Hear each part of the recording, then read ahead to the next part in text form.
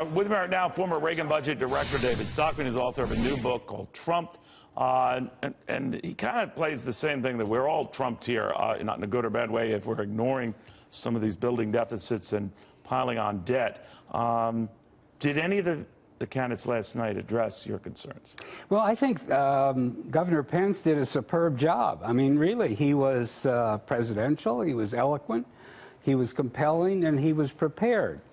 And those are words that don't come to mind when you think of Donald Trump and his performance last week. Did he say anything, Governor Pence, David, that particularly maybe relieved you or soothed you on these issues that you've been targeting for years now? Yeah, he kept saying, our purpose is to shrink government. Our purpose is to stop the growth of this debt monster. He mentioned it several times, and it's worth noting once again that the national debt was $10.5 trillion when Obama was sworn in. It's $19.6 trillion today. Wow. We have gained $9 trillion, or almost double what the debt was. The debt that was created by the first 43 presidents in the first 2 centuries of our existence as a country. So this is alarming, and yet somehow in the first debate, it hardly came up. And as we've gotten halfway into this election season, we're hearing little about it. Hillary is the candidate of the status quo. There is not a government program that she ever met that she didn't want to keep or expand. And she is pretending that somehow by waving waving their arms, Washington can make economic growth happen. Well, and it's not. Do you buy these scores they give to each candidate's, budget prescriptions? Because they say that Donald Trump's will cost $5 trillion more than hers. I don't know what's true. I don't know what's accurate. We can barely tell how the budget's going to look next month, let alone 10 years out. But what do you make of that, and that they say his tax cuts are so huge that there's no way in heck you pay for them? Well, I've been critical of the point that he has the wrong tax cuts and he doesn't pay for them. I'll be very honest about that.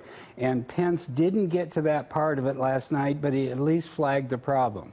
I have said over and over, the problem now is the tax on payrolls, the tax on labor and workers. We're the highest cost labor country in the world. We got a 15% tax on top of that, half to the worker, half to the employer. We need to get rid of that and replace it with a tax on imports and consumption, which Trump has rightly flagged. But somehow they get all twisted around and pretend we're going to have another supply-side miracle, that the economy is going to... You think we will?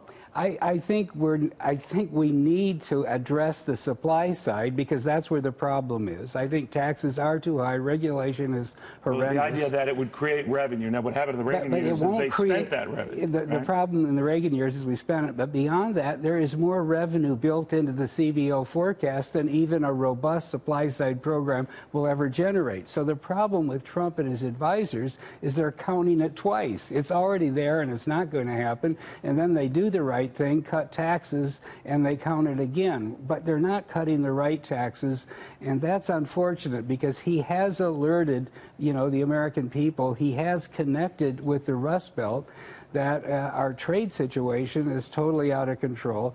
But the way to address it is not by starting a trade war. The way to address it is to reduce the cost and make our labor more competitive.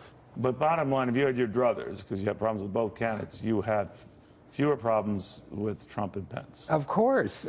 I'm a voter in Colorado, and as I say, that's a swing state, that's a battleground state. If it's close, I'm going to vote early and often for Trump, just like they used to say in Chicago. Right. But unfortunately, I hope that he doesn't get distracted on foreign policy. One of the reasons people like him is he said, wait a minute, we're doing some failed things and some obsolete things. We don't have to have a big knockdown fight with Putin and Russia. I'll go make a deal. And last night, unfortunately, Pence contradicted all of that. On the substance, Pence was bad.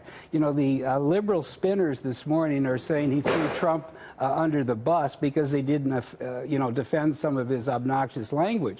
I think he threw Trump under the M1 tank on foreign policy by saying we're going to go into Aleppo and we're going to start no-fly zones and picking out who the good guys are and the bad guys. I got that sense, too, that he he was going this on his own. I can't defend some of these remarks, not all of them, but I'm not going to. I'm going to give you my vision. Well, the part it might that be Trump's vision. You know, I would say the part he didn't defend were some of the flamboyant words that Trump has used. They can't be defended, okay? But what he did do was try to defend the program, the direction, the need for changing. In other words, after don't 30 focus years. on the messenger. Focus Focus on the failed status quo. You know, I was Jimmy Carter in 1980 in the debate rehearsals with Reagan. Is that right? Yes, and I spent a whole week, and the two things that came out of it were, one, at the beginning of the week, Reagan knew less than Trump does today, so people can be a little relaxed. But secondly, Reagan was a good student. He knew he was there to get prepared, to and he could crystallize what he wanted to say. crystallize what he wanted to say, to get his message honed. So what does and Trump have to do? That's what he ought to do. Two things in the remaining time between now and Sunday. One, watch Pence last night. Sit down and watch it twice, because the man was brilliant as a debater. Number two, he ought to get out the tape of the old Reagan debate, Cleveland, 1980, and watch that 3 times. And if that was the one and only debate between those two. And if he did, he would recognize that you get on message, you don't go into extraneous attacks and name-calling, you attack the status quo. Are you better off than you were 4 years ago? Are you better off than you were 8 years ago now? That's what he needs to hit, and that's what the country is responding to. That's pretty good. That's pretty good. Keep it clear, keep it simple. Right. David Stockman, best-selling author, budget director, all those many years ago for Ronald Reagan.